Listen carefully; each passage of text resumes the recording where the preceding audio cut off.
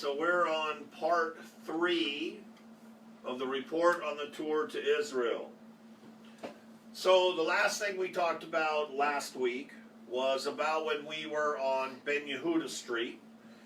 Well, while we were there walking down the street, I told a joke, and everybody was laughing, and including this other man who was kind of walking close by us. He laughed, he thought it was funny.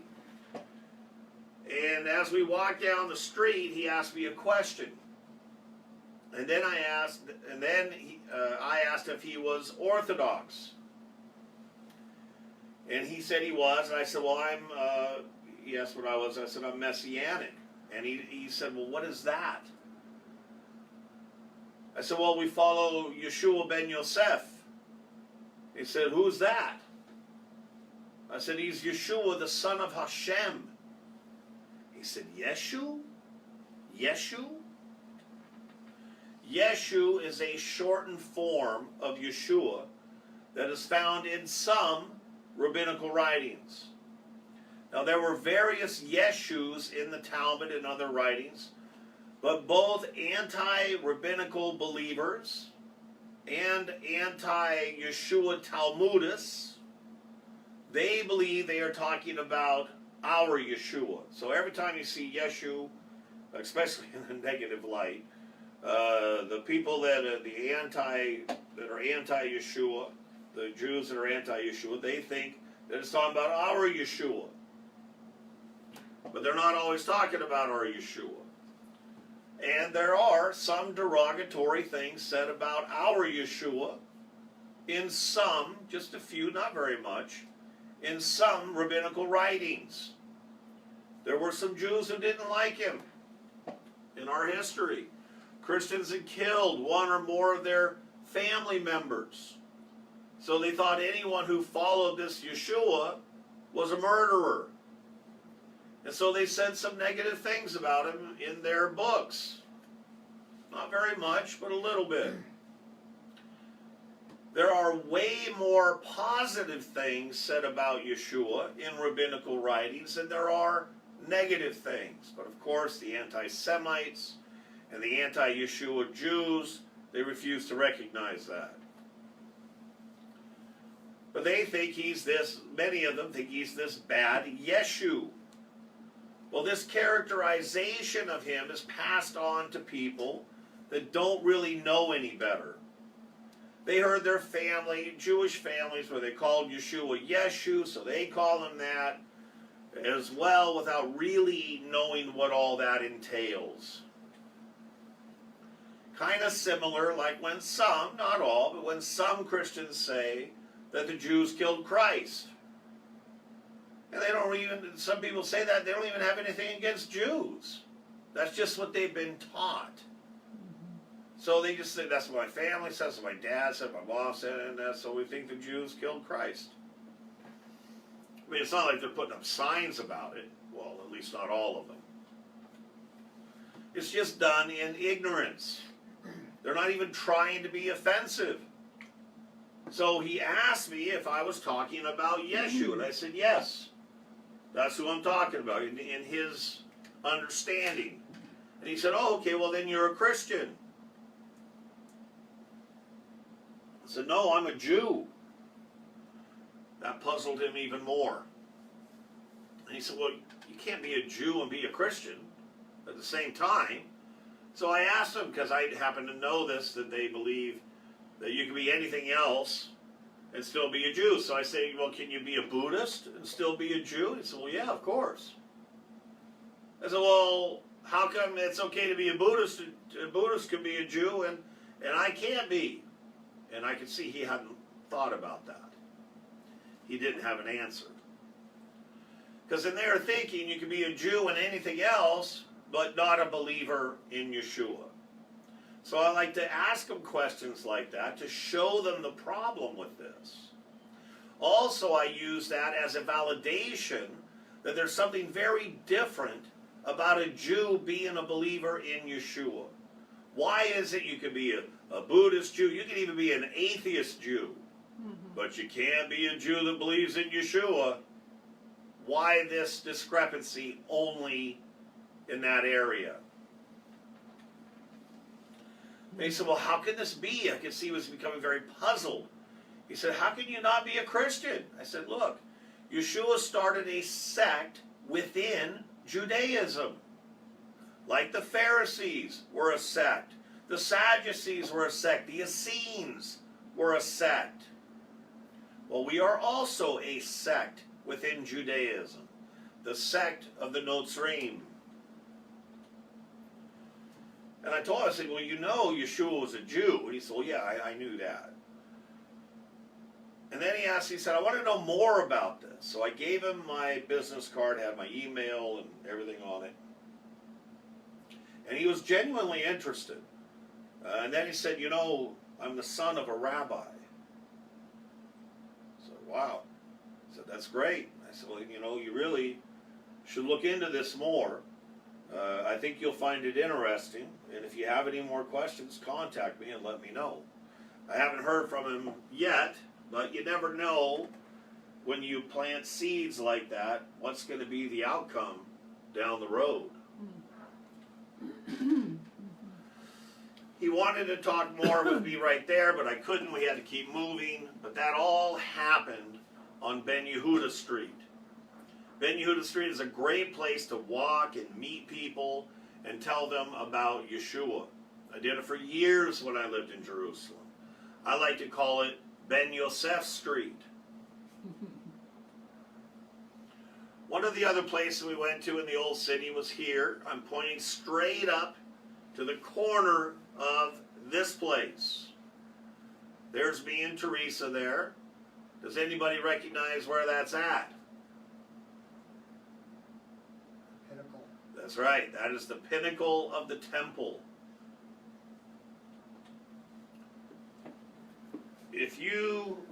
Where we were standing at was right here at the bottom. And if you go right up to where you see this here, now if you're close, you can see this much better, but these are Herodian stones that go all the way up to here. So that meant this is what was here at the time of Yeshua. This is all newer. So we were standing there, and I'm pointing to her, okay, look up the stones right here, because right there is where Yeshua stood.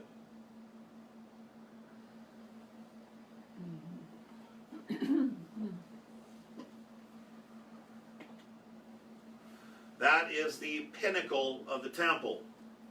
This is one of the very few places where we can look and see exactly where Yeshua once stood.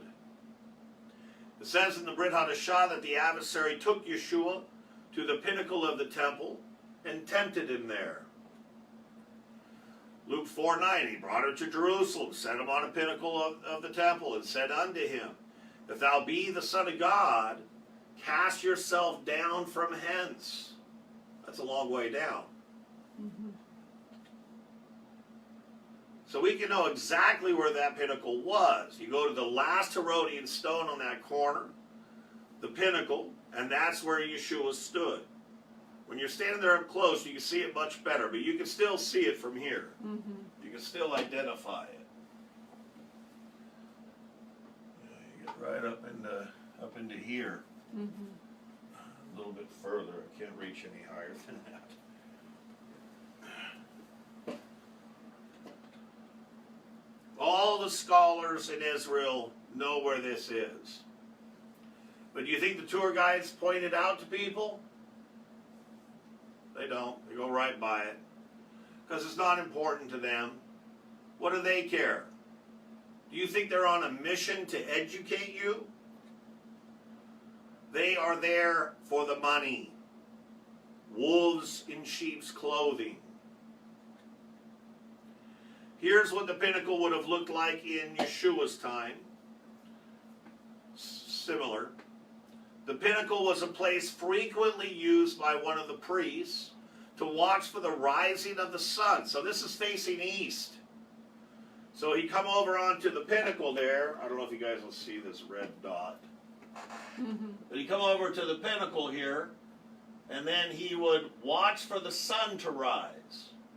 He would do that so that he would know when to start the morning prayers.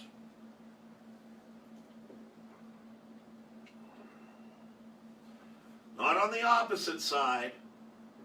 That wouldn't have made any sense. And they weren't waiting for the rising of the sun in order to worship it like the heathens. But they were waiting to see it. They were using it kind of like a clock. It's like, okay, the sun's rising, now we do the morning prayers. And it was only one priest that would do that. Not a whole group of people. Not like a Sunday sunrise service. Easter. And Easter, that's different. You don't want to do that. Now some will try to say that the pinnacle is on the other side. So they're saying, no, it's not here, it's over here. But that makes no sense because this is facing east. It would make no sense for it to be down there. This is it today. They're saying he stood over here, near Robinson's Arch. This is a recreation of it. So here we have Robinson's Arch. And they say he was, and it looks good. It looks like a big flat place where you could, you know, do whatever you needed to do up there for the morning prayers. But you got to remember, this, all we know about is this part. All this is a recreation by the artist. And Robinson's Arch, just so you know, that was named after the archaeologist that discovered it back in 1838. But all the top part of this picture is an artist's rendering. We have no idea what it looked like above that arch. Here's a better picture of Robinson's Arch today. You see that outcropping right there? So the arch would have come up just like this. It was another way to go into the temple. So I wanted to clear this up because there is some confusion about which corner was the pinnacle of the temple. If you Google it on the internet, you'll see about 50% of them think that it's this one, and the other 50% think it's the other. But Gabi Barkai, one of the most prominent archaeologists in Israel, he says it's the other one, the one I showed you earlier, and he is correct. Because Josephus also identifies it. A couple other quick, though important notes about the pinnacle that most aren't aware of.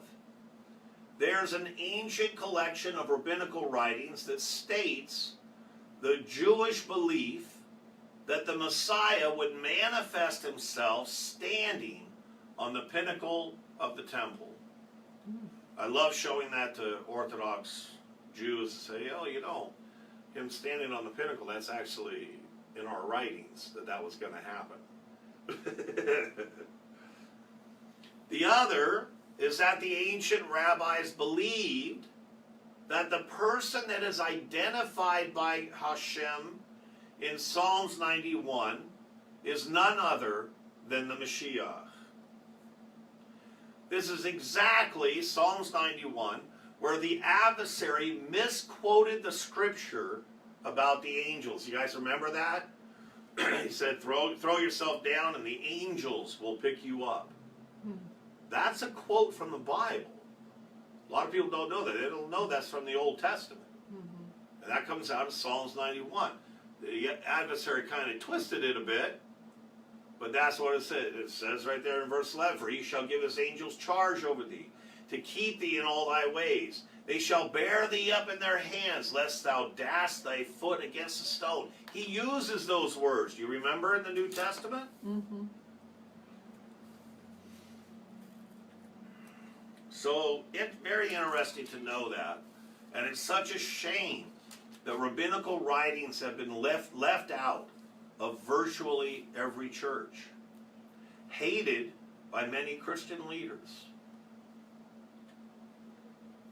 I do want to go back to this picture for a moment. You can't really see in this dark area, and down below, over here, it looks kind of dark. You can't really see down there. But Peggy sent me a picture last night because I wanted to show you this. This is right on where that dark area is, all this. What you're looking at here are stones that were thrown over this is actually a retaining wall. This is actually very part of the retaining wall that makes up the Wailing Wall, the western wall. And they threw these stones over the edge, and these stones belong to the temple. Those are actual stones from the temple. It's amazing. They're huge. And they're huge. When Yeshua said, "This is my Father's house," those stones were a part of that house.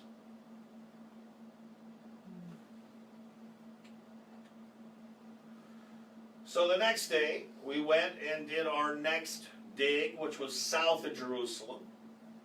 On the way, we met these nice Israeli soldiers. Most soldiers are more than willing to stop and take pictures with people. They like it. They're happy to do that. They like Americans and people who love Israel. So they pose with pictures for a lot of us. And that was right across the street from where we were digging. So we went to the tell, the tell of Maresha. We go there every year.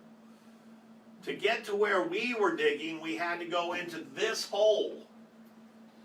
You see that little hole right there? That's what we had to go down. This is me going down the hole. It was very steep and very small. But I was able to do it. If I could do it, most of you here could do it. Then I got stuck. No, just kidding. Where's the olive oil? Yeah, where's the olive oil? So when I was down, they told me to look up. They said, "Look up and smile." So I looked up, and they got that picture. It was very tight there. You have to duck. Yeah, you got to duck. But once you get in, it really opens up, and we were able to dig there. There's various places in that area where they've dug underground. They all look fairly similar. This is another one of those areas. Now you can see where we were pretty close to the roof. Well, they hadn't dug down that far. And at this part of the dig, they dug down a long way. They originally were up here. This is where they started. The dirt line was up here, so they dug until they got all the way down here. That's a lot of digging.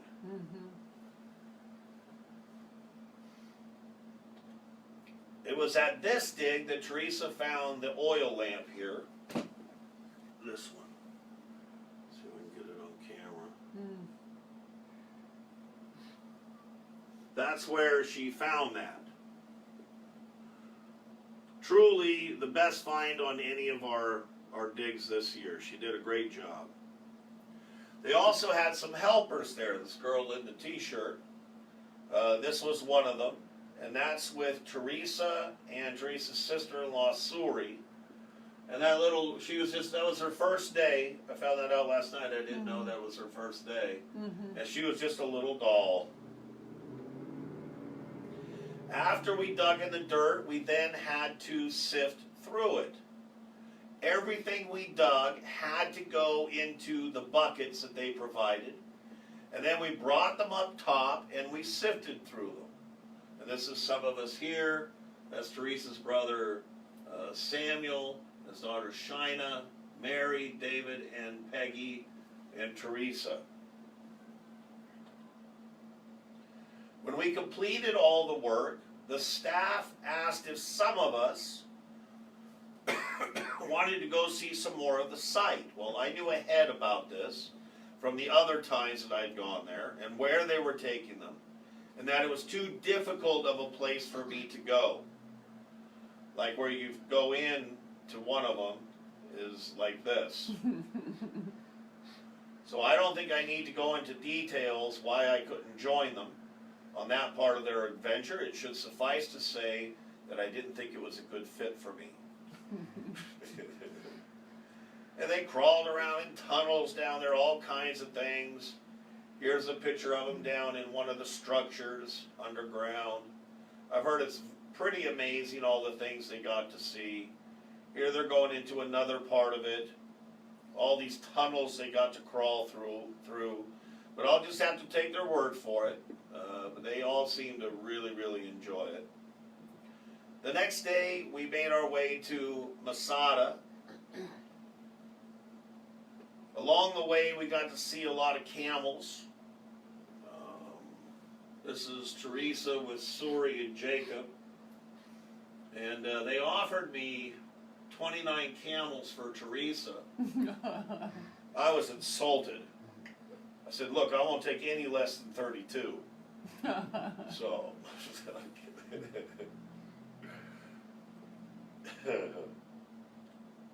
and of course, Masada was amazing. Mm-hmm. I don't care how many times you go there, it is postcard-esque.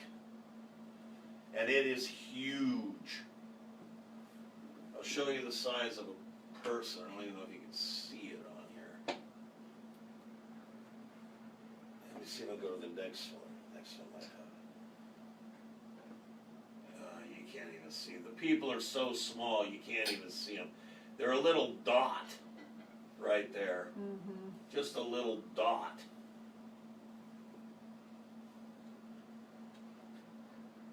And the views are unmatched. You can also see in this picture the Roman camps. You see these little outlines down here? So those were walls. Originally they stood taller.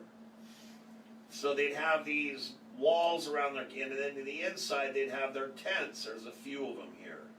Not these up here, these are modern. But down here there's another one. And then they had a wall that went around Masada. But still, the zealots would sometimes sneak down, sneak out, and go in and steal some of their provisions from the Romans. If you come around that back way, you get a good understanding of how, this is how we came first. We came down this way into here, which is, and the ramp is right here. So if you come around this way to look at the ramp, you can see just how big that ramp is. Mm-hmm. Remember, they built a ramp, the Romans did. It took them 3.5 years to build this thing. And they took a ram up to the top of it, and that's how they broke into Masada. That's how the Romans got in. Look at the size of that thing. And you got to remember, this is just what's left 2,000 years ago. Originally, this ramp went right up to the top. Mm-hmm. So imagine this much more dirt and rock that would have been back in that time. Mm. This is looking at that ramp from the top looking down. So this is looking the opposite way. This isn't the snake path. This is to go up the ramp. This is the snake path.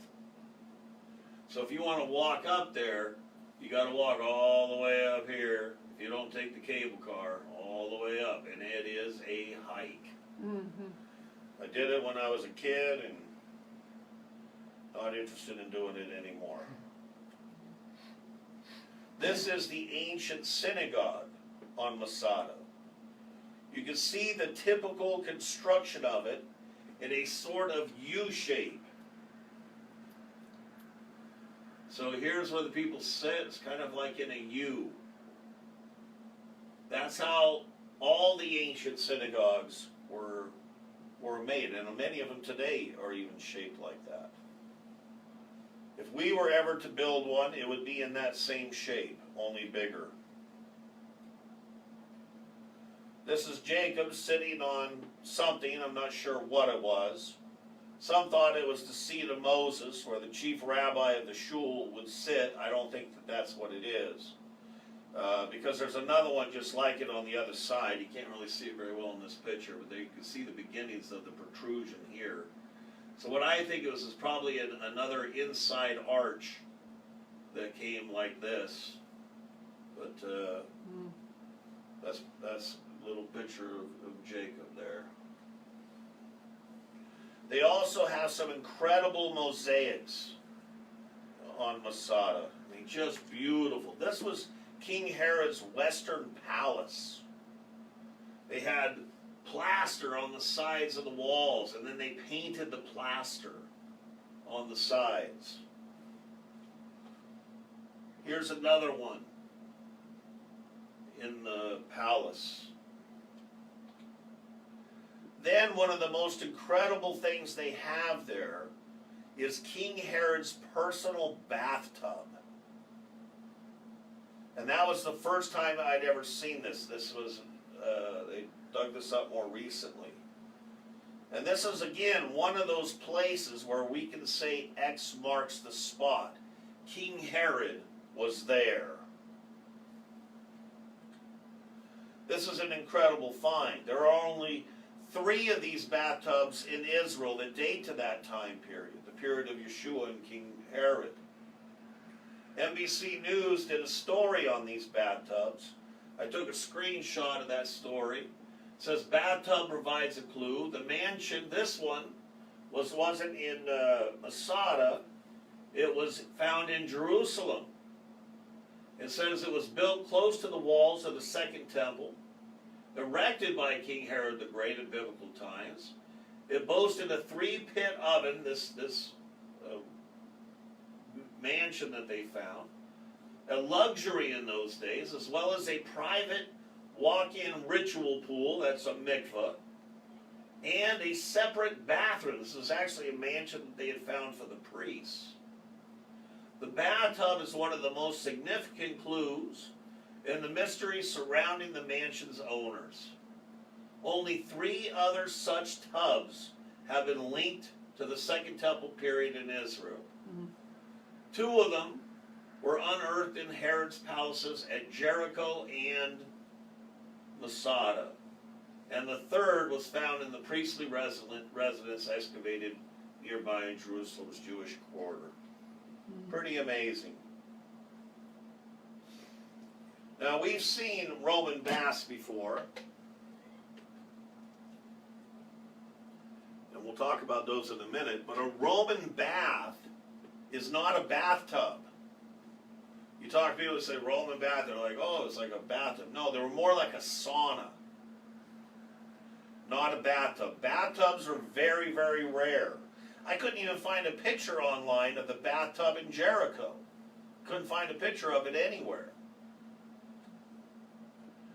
So this picture is a Roman bath in Masada. You can see the short pillars. You see that?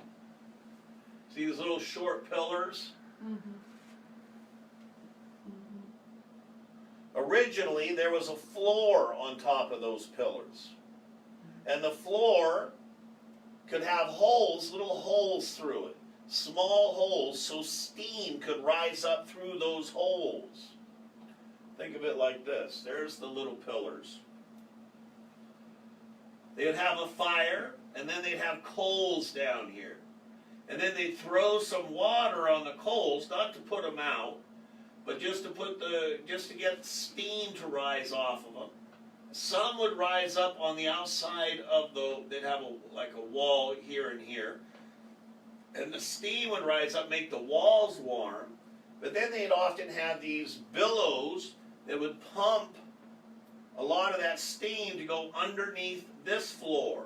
And this floor would have ventilation. And that steam would rise up, and that would be, it's like a sauna. Steam room. Steam room. What's a sauna? Dry heat. Ah, okay. So like a steam room. And those would be the pillars there. This system is called a hippocaust. Kind of like a Holocaust, but this is a hippocaust is one for hippies. No. Oh no. No, it literally means fire below the floor. There were different kinds. This wasn't the kind they had in Masada. It's a little bit different. It had a different kind of a structure, but the same kind of idea. They'd heat up the fire, they'd blow it in here. Here's the flooring. You see the flooring there, and it would rise up through the floor and also through the walls. Your So pointer's not on. I know, it's getting dim. I think the battery's going dead. Can't see it at all. So, yeah, so I can show you here. So the steam would blow through here, and then come up through the floors, and then also through the walls. Ingenious. Really smart. The Romans even made heated pools in the same way, but they didn't put holes in the flooring, of course, right? All the water would go out. So that's how they would do this. And the Romans, they were very far. Here you can see they're building the fire to keep it warm. Same kind of situation with the pillars, and that heat would rise up and heat the pool. Ingenious, really. They were far ahead of their time, but unfortunately they didn't see the need for Yud-He Vav-He in their lives, and they collapsed as an empire. Bummer.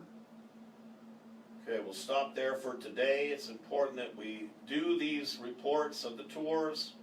This isn't just show and tell. I designed these so that you also get to know these places in Israel and also learn about some of the history and the archaeology of various places. I hope you enjoyed the report so far. I do want to show one quick little clip of another place we went to in the old city.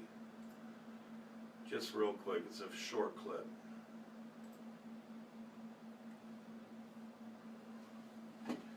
This was King David's, what they call King David's tomb. So they got this big structure here where they said he's buried in this. And I tried to show, it's a very small room. And I tried to even show up top. So you can see how small it is. It's domed. And they say that's where King David was buried. It's not. We don't know where he was buried. But all the tours will take you there and say this is where he was buried.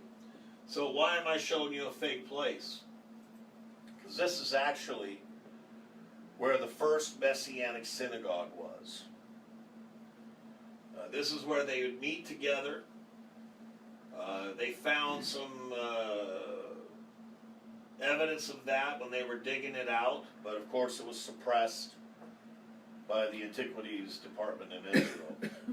But this is the same place, and every Messianic over there knows this, that this is where Yeshua and the disciples would meet to congregate and have their synagogue services.